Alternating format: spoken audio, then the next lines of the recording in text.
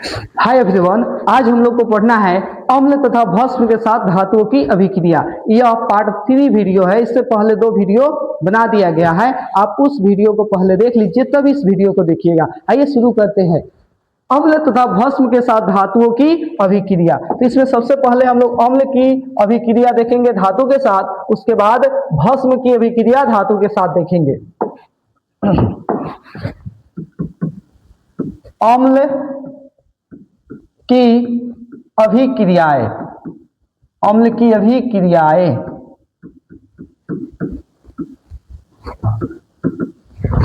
सबसे पहला धातु का अम्ल के साथ अभिक्रिया, अम्ल के साथ अभिक्रिया। धातु का अम्ल के साथ अभिक्रिया। तो सुनिए आप लोग, धातु अम्ल के साथ अभिक्रिया करके लवण तथा हाइड्रोजन गैस बनाते हैं। धातु अम्ल के साथ अभिक्रिया करके लवण तथा हाइड्रोजन गैस बनाते हैं। धातु अम्ल के साथ अभिक्रिया करके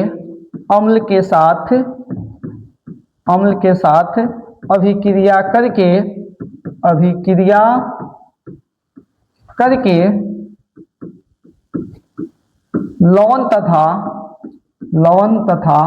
हाइड्रोजन गैस बनाते हैं। हाइड्रोजन गैस बनाते हैं। हाइड्रोजन गैस बनाते हैं। अर्थात कह सकते हैं, धातु जब अम्ल से अभिक्रिया करेंगे तो लवण प्लस हाइड्रोजन गैस का निर्माण करते हैं। उदाहरण देखते हैं हम लोग। उदाहरण, सबसे पहला उदाहरण, जब जिंक की अभिक्रिया HCl हाइड्रोक्लोरिक अम्ल से कराई जाती है तो जिंक क्लोराइड प्लस में हाइड्रोजन गैस बनते हैं। यहाँ देख रहे हैं हाइड्रोजन यहाँ पे 2 है और यहाँ पे क्लोरीन 2 है और इधर हाइड्रोजन 1 और क्लोरीन 1 है। तो यहाँ संतुलित करना होगा। तो संतुलित करने के लिए यहाँ पे हम लिख देते हैं 2 हाइड्रोजन इधर भी उधर भी, 2 क्लोरीन इधर भी और उधर भी। दूसरा देखिए, फेरस की अभिक्रिया जब HCl हाइड्रोक्लोरिक अम्ल से कराई जाती है तो बनता है फेरस क्लोराइड प्लस में हाइड्रोजन गैस। यहाँ भी क्लोरीन 2 हाइड्रोजन 2 लेकिन इधर 1, तो यहाँ भी हम लोग को संतुलित करना पड़ेगा। तो इसके लिए यहाँ पर लिख देते हैं 2। तो ये हो धातु के कार्बोनेट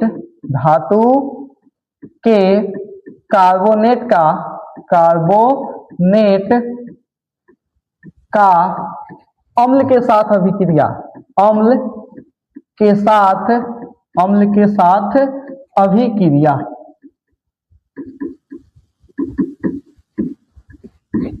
सुनिएगा सभी कोई ध्यान से। धातु के कार्बोनेट जब अम्ल से अभिक्रिया करते हैं तो लवण, जल और CO2 गैस बनाते हैं। लिख देते हैं इसे। धातु के कार्बोनेट अम्ल के साथ अभिक्रिया करके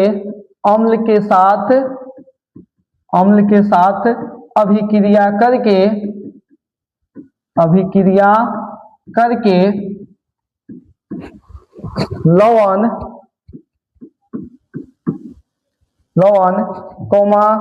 जल एवं CO2 gas, carbon dioxide gas, CO2 gas का निर्माण करते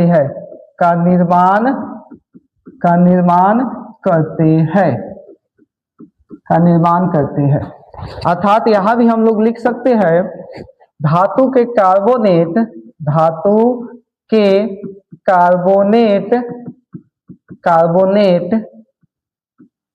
प्लस अम्ल के साथ अभिक्रिया कराने पर लवण, जल एवं कार्बन डाइऑक्साइड गैस बनता है। Carbon dioxide gas, carbon dioxide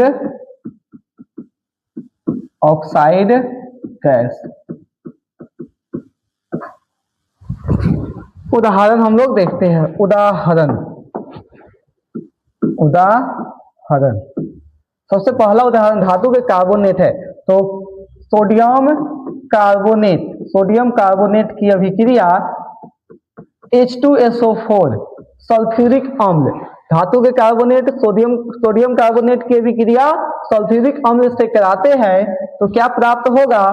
sodium sulphate plus H2O plus में CO2 गैस बनेगा। देख रहे हैं, सोडियम कार्बोनेट की अभिक्रिया सल्फ्यूरिक अम्ल से कराई जाती है तो सोडियम सल्फेट प्लस जल और कार्बन डाइऑक्साइड गैस बनता है। अब दूसरा देखिए, जिंक कार्बोनेट की अभिक्रिया जब सल्फ्यूरिक अम्ल से कराई जाती है तो क्या बनेगा? जिंक कार्बोनेट की अभिक्रिया सल्फ्यूरिक अम्ल से कराते हैं तो zinc sulphate plus H2O plus में कार्बन डाइऑक्साइड गैस प्राप्त होते हैं। तो यह था धातु के कार्बोनेट का अम्ल के साथ अभिक्रिया। आइए अब तीसरा देखते हैं हम लोग। तीसरा है धातु के बाइकार्बोनेट का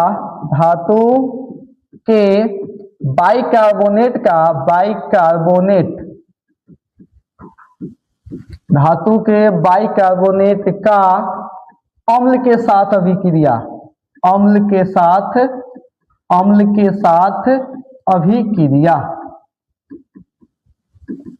धातु के बाइकार्बोनेट का अम्ल के साथ अभिक्रिया। तो सुनिए सभी को, धातु के बाइकार्बोनेट अम्ल के साथ अभिक्रिया करके लवण, जल एवं CO2 गैस का निर्माण करते हैं।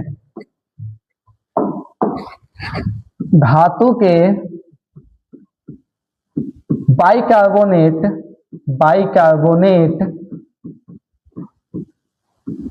अम्ल के साथ अभिक्रिया करके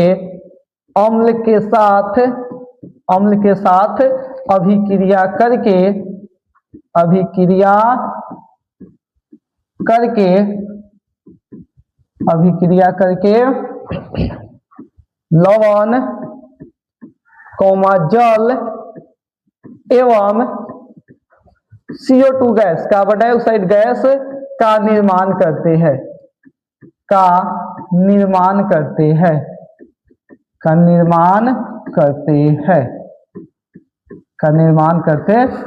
अर्थात यहां भी देख सकते हैं, धातु के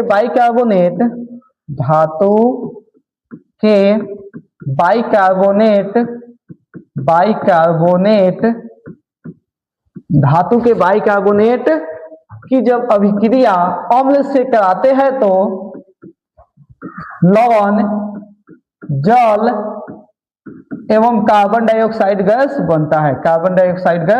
बनता है। उदाहरण देखिए। सबसे पहला उदाहरण है, सोडियम बाइकार्बोनेट की अभिक्रिया HCl से कराई जाती है तो सोडियम क्लोराइड, HCl से कराई जाती है तो सोडियम क्लोराइड प्लस जल एवं CO2 गैस का निर्माण होते हैं। क्या है? सोडियम बाइकार्बोनेट की अभिक्रिया HCl अम्ल से कराई जाती है तो sodium chloride plus H2O plus CO2 का निर्माण होता है। दूसरा देखते हैं, कैल्शियम कार्बोनेट की जब अभिक्रिया HCl से कराई जाती है तो calcium chloride plus H2O plus CO2 gas का निर्माण होता है। तो यहाँ क्लोरीन 2 है लेकिन यहाँ 1 है, तो यहाँ संतुलित हम लोग को करना पड़ेगा। संतुलित करने के लिए यहाँ 2 लगा देंगे, संतुलित हो जाएगा। तो यह हुआ धातु के बाइकार्बोनेट का अम्ल के साथ अभिक्रिया। आइए अब चौथा अभिक्रिया हम लोग देखते हैं, धातु के ऑक्साइड का अम्ल के साथ अभिक्रिया। चौथा धातु के ऑक्साइड का धातु के ऑक्साइड का धातु के ऑक्साइड का अम्ल के साथ अभिक्रिया अम्ल के साथ अभिक्रिया अम्ल के साथ अभिक्रिया। तो सुनिए सभी को ध्यान से, धातु के ऑक्साइड का अम्ल के साथ अभिक्रिया। धातु के ऑक्साइड सामान्यतः क्या होते हैं, तो क्षारीय होते हैं और क्षार अम्ल के साथ अभिक्रिया करके लवण तथा जल का निर्माण करते हैं। तो लिख देते हैं,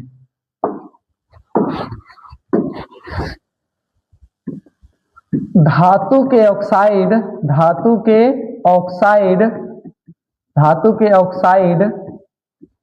सामान्यतः क्षारीय होते हैं, सामान्यतः क्षारीय होते हैं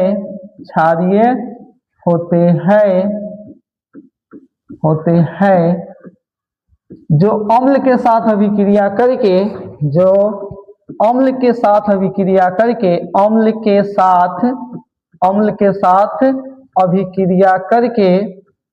अम्ल के साथ अभिक्रिया करके लवण तथा जल बनाते हैं। लवण तथा जल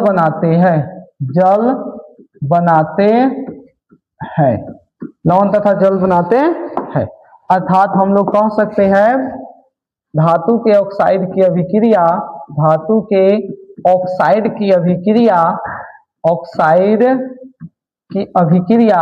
जब अम्ल से कराते हैं तो लवण तथा जल का निर्माण होता है।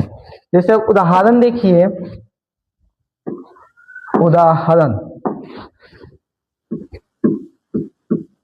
धातु के ऑक्साइड की अभिक्रिया, जैसे कैल्शियम ऑक्साइड की जब अभिक्रिया अम्ल के साथ HCl अम्ल से कराते हैं तो कैल्शियम क्लोराइड प्लस H2O प्राप्त होते हैं।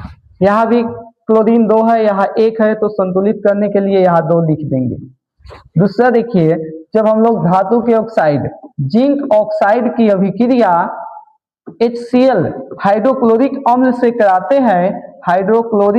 से कराते हैं तो जिंक क्लोराइड प्लस H2O जल का निर्माण होता है। तो देख लिए धातु के ऑक्साइड का अम्ल के साथ अभिक्रिया।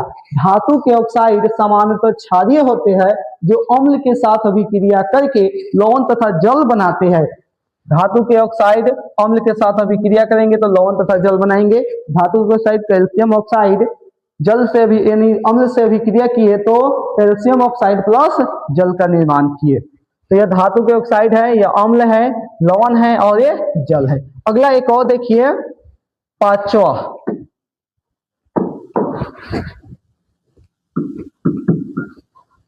अम्ल का भस्म के साथ अभिक्रिया। भस्म के साथ अभिक्रिया, अम्ल का भस्म के साथ अभिक्रिया।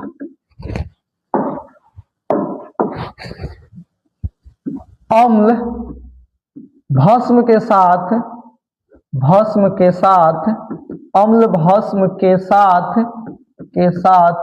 अभिक्रिया करके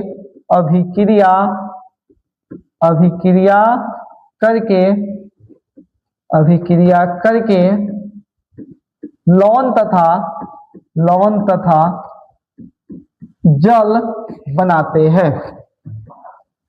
जल बनाते हैं। इस अभिक्रिया को उदासीनीकरण अभिक्रिया भी कहते हैं। इस अभिक्रिया को उदासीनीकरण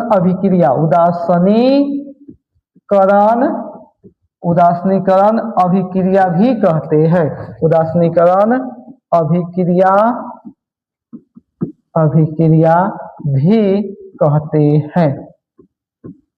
उदासीनीकरण अभिक्रिया भी कहते हैं। देख लिए कि अम्ल भस्म के साथ जब अभिक्रिया करेंगे तो लवण प्लस जल का निर्माण करते हैं। उदाहरण देखिए इसका। उदाहरण, पहला उदाहरण है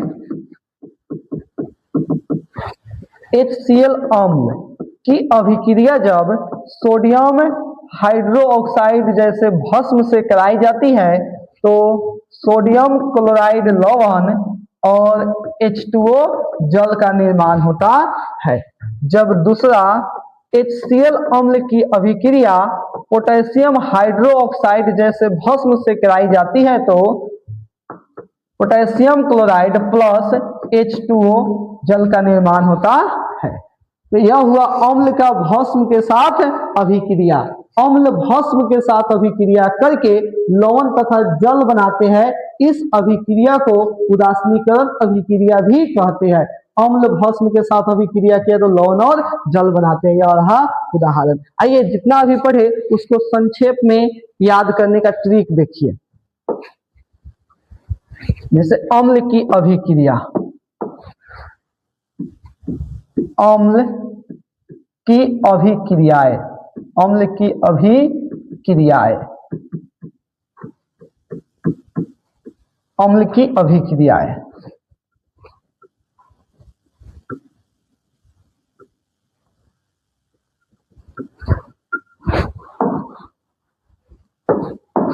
अम्ल की अभिक्रिया धातु से कराने पर लवण तथा लवण तथा हाइड्रोजन गैस बनते हैं। लवण प्लस में हाइड्रोजन गैस बनते हैं। दूसरा देखिए है अम्ल की अभिक्रियाएं धातु के कार्बोनेट के साथ, धातु के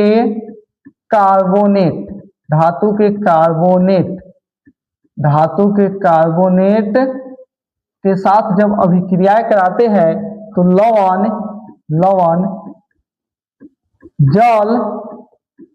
जल फिर CO2 गैस प्राप्त होते हैं। तीसरा देखिए अम्ल की अभिक्रियाएं जब धातु के बाइकार्बोनेट के साथ, धातु के बाइकार्बोनेट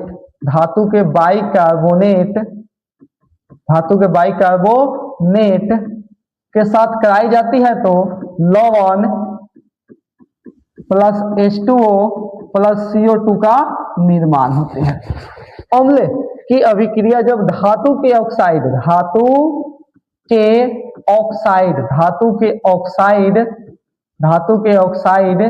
के साथ कराई जाती है तो लवण तथा जल का निर्माण होता है। अम्ल की अभिक्रियाएं जब भस्म से कराई जाती है तो लवण तथा जल का निर्माण होता है। तो देख रहे हैं आप अम्ल की अभिक्रियाएं जब धातु के साथ होती है तो लवण और हाइड्रोजन गैस बनते हैं। जब अम्ल की अभिक्रियाएं धातु के कार्बोनेट के साथ होती है तो लवण, जल और CO2 गैस का निर्माण होता है। अम्ल की अभिक्रियाएं जब धातु के बाइकार्बोनेट के साथ होती है तो लवण, H2O और CO2 का निर्माण होते हैं। अम्ल की अभिक्रियाएं जब धातु के ऑक्साइड, और धातु के ऑक्साइड क्या होते हैं? क्षारीय होते हैं। क्षार अम्ल के साथ अभिक्रिया करेंगे तो लवण और जल का निर्माण करते हैं। अम्ल की अभिक्रिया जब भस्म के साथ होती है तो लवण और जल का निर्माण होता है। आइए अब हम लोग देखते हैं भस्म के साथ धातुओं की अभिक्रियाएं।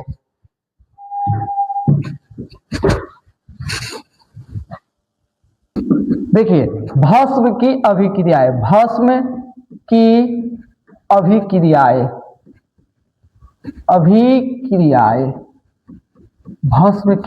अभिक्रियाएं। तो इसमें भी सबसे पहला हम लोग पढ़ेंगे धातु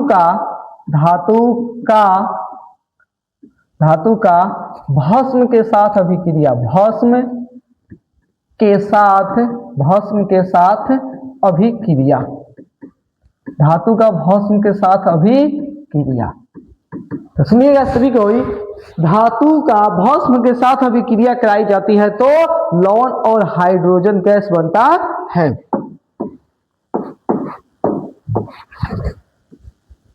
धातु भस्म के साथ अभिक्रिया करके, भस्म के साथ भस्म के साथ अभिक्रिया करके अभिक्रिया करके अभिक्रिया करके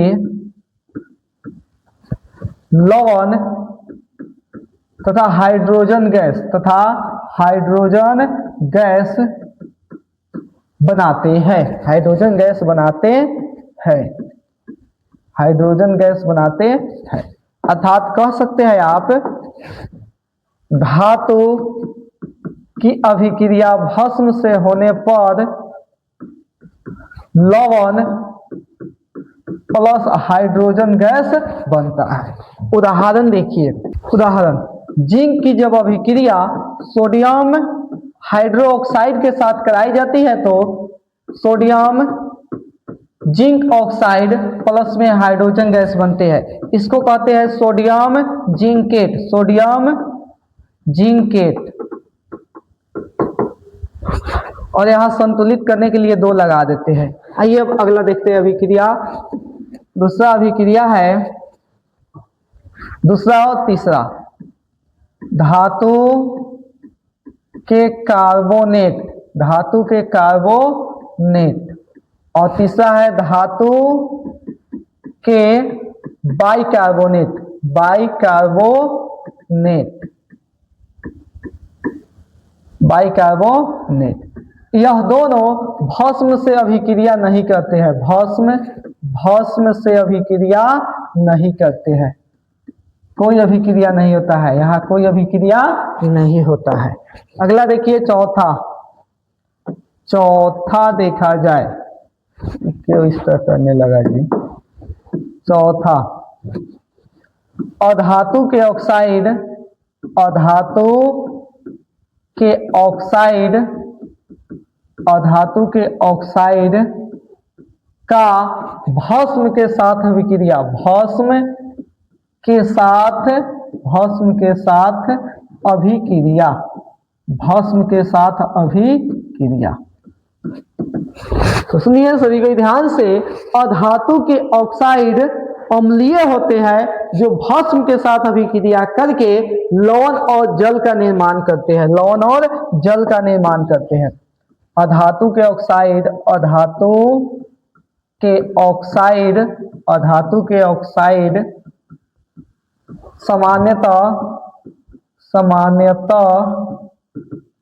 सामान्यतः अम्लीय होते हैं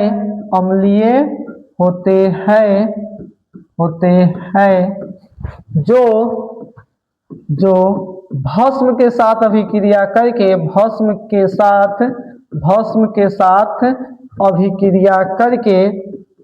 के साथ अभिक्रिया करके लवण तथा जल बनाते हैं। लवण तथा जल बनाते हैं।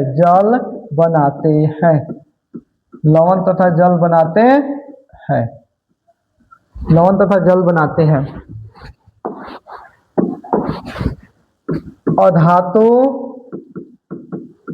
के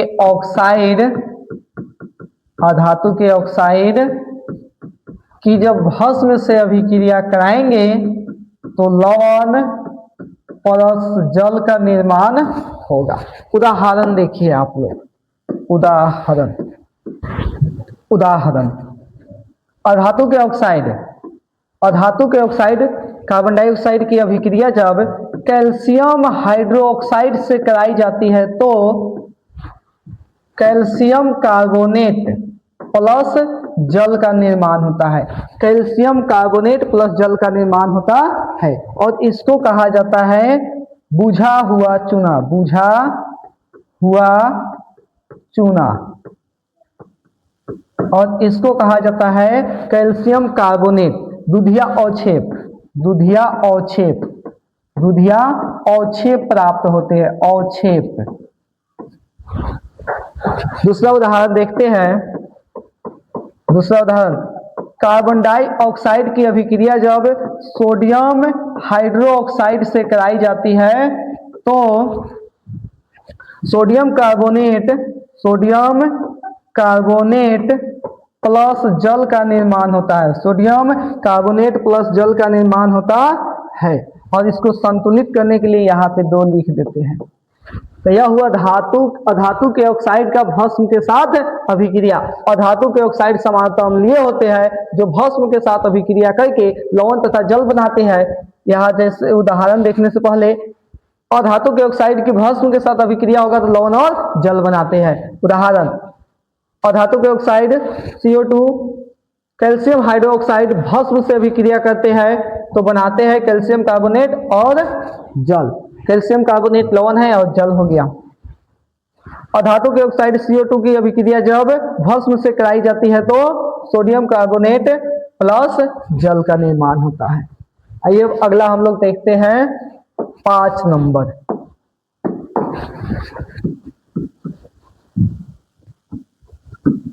अम्ल के साथ भस्म की अभिक्रिया।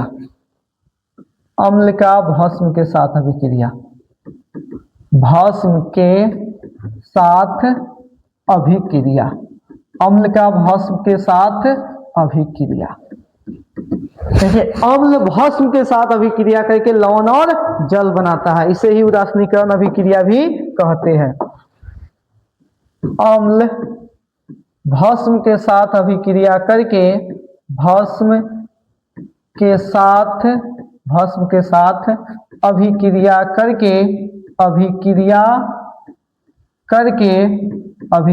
करके लवण तथा जल बनाते हैं। लवण तथा जल बनाते हैं, इसे ही उदासीनीकरण अभिक्रिया भी कहते हैं। इसे ही उदासीनीकरण अभिक्रिया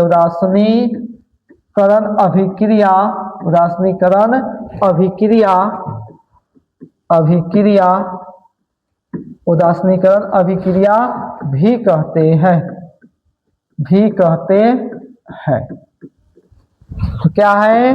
अम्ल की अभिक्रिया भस्म के साथ, तो अम्ल लिख दिए और इधर भस्म, इसकी अभिक्रिया कराएंगे तो लवण प्लस जल का निर्माण होते हैं।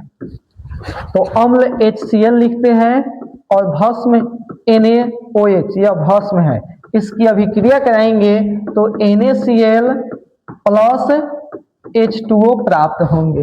दूसरा, जब HCl की अभिक्रिया पोटेशियम हाइड्रोक्साइड जैसे भस्म से कराई जाती है तो पोटेशियम क्लोराइड प्लस जल का निर्माण होता है।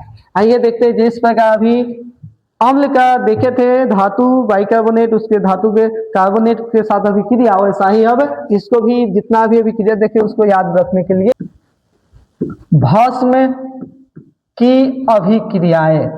भस्म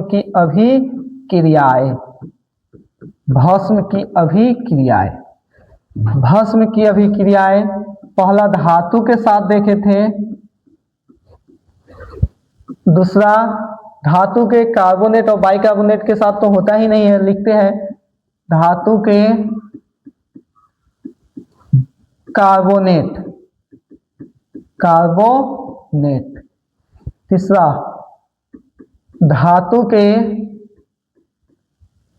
बाइकार्बोनेट।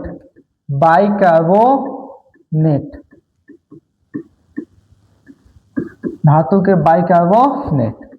चौथा अधातु के ऑक्साइड।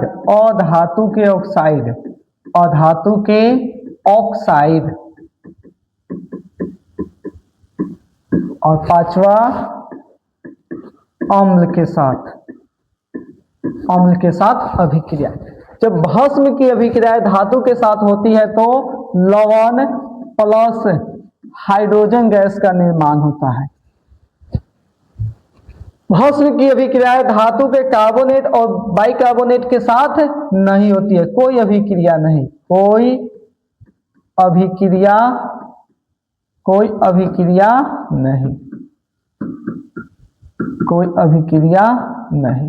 यहाँ भी कोई अभिक्रिया नहीं। और भस्म की अभिक्रियाएं अधातु के साथ कराई जाती है, धातु के ऑक्साइड के साथ भस्म की अभिक्रियाएं कराई जाती है तो लवण प्लस जल का निर्माण होता है।